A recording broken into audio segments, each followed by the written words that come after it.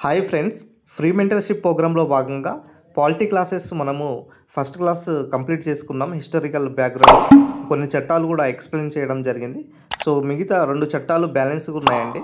ఇక్కడ భారత ప్రభుత్వ చట్టం 1935 ఒకటి, భారత ప్రభుత్వ చట్టం 1947. ఈ పీడిఎఫ్స్ కావాలనుకుంటే మేము గ్రూప్లో ప్రొవైడ్ చేస్తాము, అక్కడ తీసుకోండి. ఇక్కడ భారత ప్రభుత్వ చట్టం 1935 గురించి చెప్పుకుంటే, బ్రిటిష్ ప్రభుత్వము భారతదేశ పరిపాలన కోసం ప్రవేశపెట్టినటువంటి చట్టాలన్నింటిలోకెల్లా సమగ్రమైందండి ఈ చట్టము. అదేవిధంగా భారత రాజ్యాంగానికి మాతృక నకలు వంటిదిగా పేర్కొంటారు ఈ చట్టాన్ని. ఏ చట్టము? 1935 చట్టం.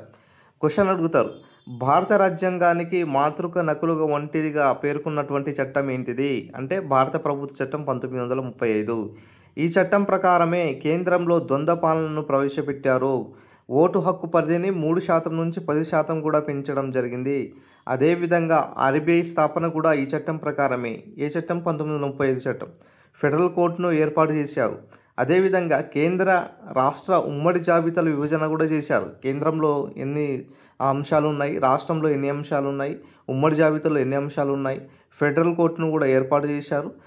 తర్వాత ఆర్బీఐను కూడా ఏర్పాటు చేశారు. తర్వాత వచ్చేసి కేంద్రంలో ఫెడరల్ సర్వీస్ కమిషన్ను అంటే పబ్లిక్ సర్వీస్ కమిషన్ను కూడా ఏర్పాటు చేయడం జరిగింది. సో ఇది మోస్ట్ ఇంపార్టెంట్ 1935 చట్టం గురించి. తర్వాత 6వ దశ వచ్చేసి భారత స్వతంత్ర చట్టం 1947. దీన్నే చిట్ట చివరి చట్టము అంటారు. ఓకేనా అండి? చిట్ట చివరి చట్టము 1947కి సంబంధించినటువంటి. సో ఇక్కడ చూడవచ్చు, మరి ఈ చివరి చట్టంలో భారత్ పాకిస్తాన్ దేశాల ఏర్పాటు చేశారు. మరి సపరేట్గా దాని సరిహద్దులను కూడా ఏర్పాటు చేయడం జరిగింది. మరి రాజ్యాంగ పరిషత్ తాత్కాలిక పార్లమెంట్గా పనిచేయడం జరిగింది. ఇక్కడ దీనికి సంబంధించినటువంటి మరి కొన్ని శాఖలకు సంబంధించినటువంటి ఏదైతే కేంద్ర క్యాబినెట్ ఉన్నదో దాని గురించి అడుగుతారండి, చాలా ఇంపార్టెంట్. ఒకసారి చూడండి. ఇక్కడ 1946 స్వతంత్రానికి పూర్వం కేంద్ర క్యాబినెట్ ఏ విధంగా ఉన్నది, 1947 ఆగస్టు 15 స్వతంత్ర భారత తర్వాత మొట్టమొదటి శాఖలకు సంబంధించినటువంటి ఏ విధంగా ఉన్నాయో అడుగుతారు. క్వశ్చన్ ఖచ్చితంగా గుర్తుపెట్టుకోండి. ఫస్ట్ 1946 స్వతంత్రానికి పూర్వం నెహ్రూ గారును విదేశీ వ్యవహారాలు కామన్వెల్త్ గురించి ఇచ్చారు శాఖను. సర్దార్ వల్లభాయ్ పటేల్ గారికి హోంశాఖ, రాజేంద్ర ప్రసాద్ గారికి ఆరోగ్య వ్యవసాయ శాఖ, జాన్ మత్తయ్ గారికి ఇక్కడ పరిశ్రమ శాఖ, జగజీవన్ రావు గారికి కార్మిక శాఖ, సర్దార్ బల్దేవ్ సింగ్ గారికి రక్షణ శాఖ, సిహెచ్ బాబాకు వర్క్ మైన్స్, లియాఖత్ అలీ ఖాన్కు ఆర్థిక శాఖ, అబ్దుల్ రాబ్ నిస్తార్కు పోర్ట్స్ అండ్ అషఫ్ అలీకి రైల్వే, సి రాజగోపాల్చారికి విద్య, సి చుండ్రిగర్ కామర్స్, జోగిందర్నాథ్ మండల్ న్యాయశాఖ, గజనఫర్ అలీ ఖాన్కి మరి ఇక్కడ పోస్ట్ ఇవ్వడం జరిగింది. నెక్స్ట్ వచ్చేసరికి నెహ్రూ, నెహ్రూ, జవహర్లాల్ నెహ్రూ ప్రధానమంత్రి విదేశీ వ్యవహారాలు, సర్దార్ వల్లభాయ్ పటేల్ ఉప ప్రధాని హోంశాఖ, బాబు రాజేంద్ర ప్రసాద్ మరి వ్యవసాయ శాఖ.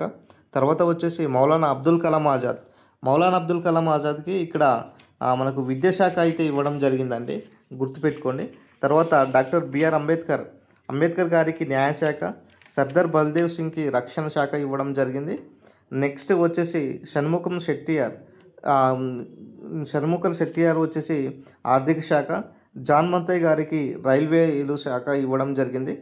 నెక్స్ట్ శ్యామ్ ప్రసాద్ ముఖర్జీ పరిశ్రమల శాఖ, రాజేంద్ర కుమారి అమృత్ కౌర్కు ఆరోగ్యం శాఖ, రఫీక్ అహ్మద్ కిద్వాయ్ కమ్యూనికేషన్, సిహెచ్ బాబా వాణిజ్య శాఖ, ఎన్వి గాడ్గిల్ గనుల శాఖ, బాబు జగజీవన్ రావుకు కార్మిక శాఖ ఇవ్వడం జరిగింది.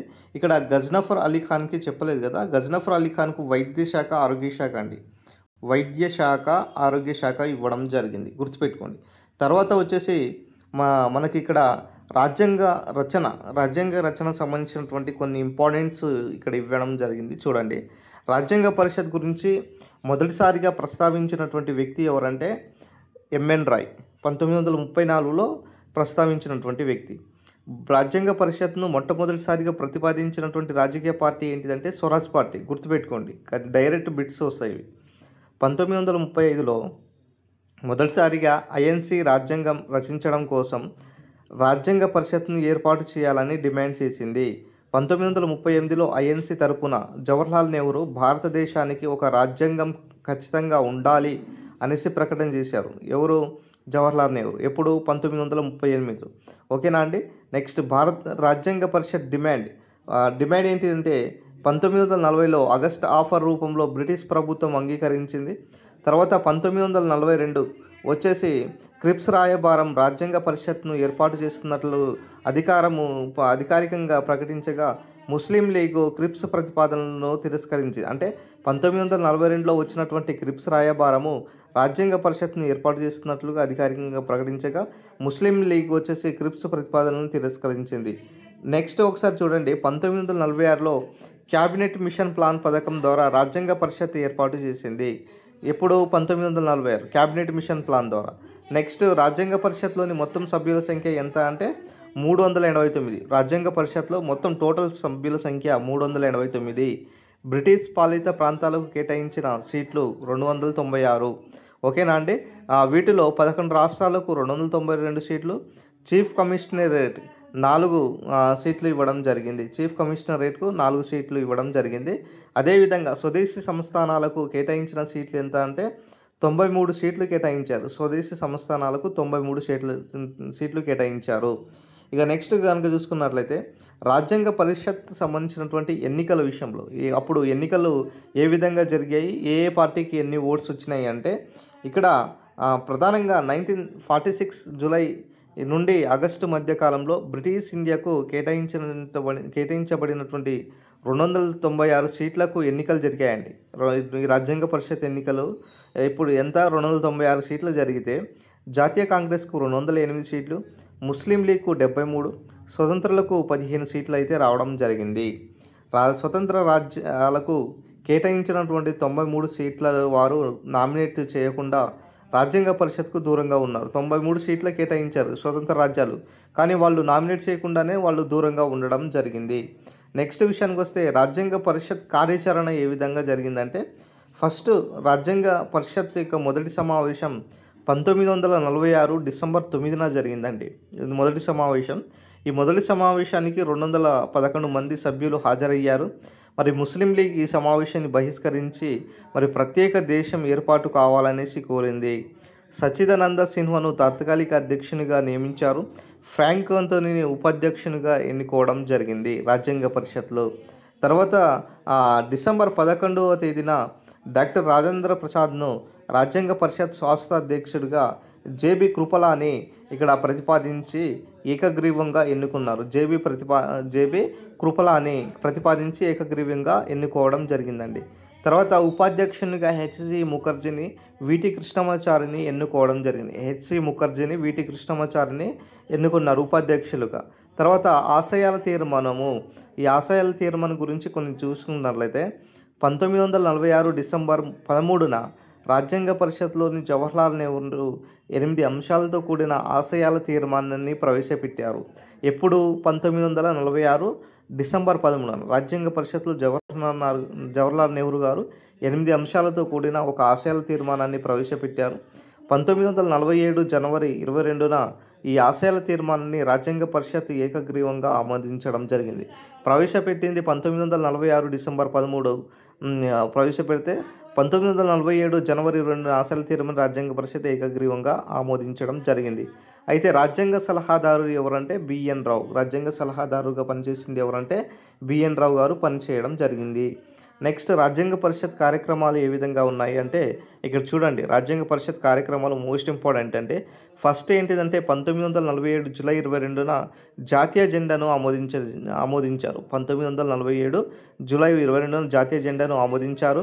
తర్వాత 1949 మే నెలలో కామన్వెల్త్లో భారత సభ్యత్వాన్ని ఆమోదించింది. 1949 సెప్టెంబర్ 14న కేంద్ర ప్రభుత్వము భాషగా దేవగిరి లిపిని ఇక్కడ గల హిందీని ఆమోదించింది. దేవగిరి ఏదైతే లిపి ఉన్నదో లిపి గల హిందీని ఆమోదించడం జరిగింది. Most important. జాతీయ జెండాను ఆమోదించారు. కామన్వెల్త్లో భారతదేశానికి సభ్యత్వం ఒకటి, హిందీని ఆమోదించడం జరిగింది. తర్వాత 1950 1950 జనవరి 24న జాతీయ గీతాన్ని, జాతీయ గేయాన్ని ఆమోదించడం జరిగింది. 1950 జనవరి 24. తర్వాత 1950 జనవరి 24న భారతదేశ మొదటి రాష్ట్రపతిగా రాజేంద్ర ప్రసాద్‌ను ఎన్నుకున్నారు. మొదటి రాష్ట్రపతి ఎవరు? రాజేంద్ర ప్రసాద్‌ను ఎన్నుకోవడం జరిగింది. తర్వాత రాజ్యాంగ పరిషత్ కేంద్ర శాసనసభగా కూడా పనిచేయడం జరిగింది.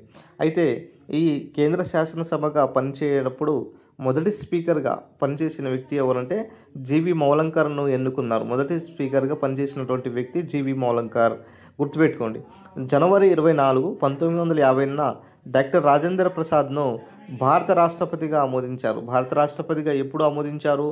జనవరి 24, 1950న ఆమోదించారు. ఓకేనా అండి? చాలా మోస్ట్ ఇంపార్టెంట్. రాజ్యాంగ పరిషత్ కార్యక్రమాలు 1947 జూలైలో జాతీయ జెండాను ఆమోదించడం ఒకటి, కామన్వెల్త్ భారత సభ్యత్వానికి ఒకటి, హిందీని ఆమోదించడం ఒకటి, జాతీయ గీతాన్ని, జాతీయ గేయాన్ని ఆమోదించడం, తర్వాత భారతదేశ మొదటి రాష్ట్రపతిని రాజేంద్ర ప్రసాద్‌ను ఎన్నుకోవడం, కేంద్ర శాసనసభగా పనిచేయడం, తర్వాత రాజేంద్ర ప్రసాద్‌ను భారత రాష్ట్రపతిగా ఆమోదించడం జరిగింది.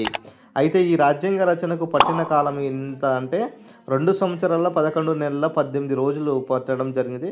మొత్తం అసెంబ్లీ సమావేశాలు 11 సమావేశాలు జరిగినాయి. చివరి సమావేశం 24/1/1950 అంటే 12వ సమావేశం జరిగింది.